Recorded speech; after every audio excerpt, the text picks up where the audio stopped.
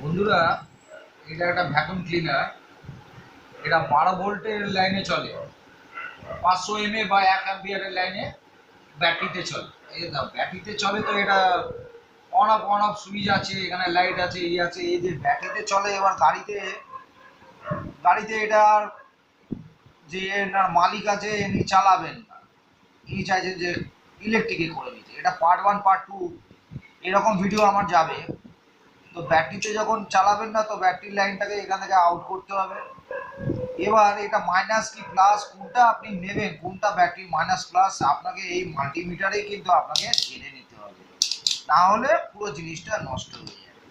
Next video দেখুন, এর আমি মাল্টিমিটারে মাইনাস প্লাস আপনাদেরকে আমি দেখাবো। যে তার দেখলেই যে আপনি বলবেন এটা মাইনাস কি এটা প্লাস, সেটা বড় কথা না। আপনাকে মিটারেই দেখতে হবে কোনটা মাইনাস আছে কোনটা প্লাস আছে, না হলে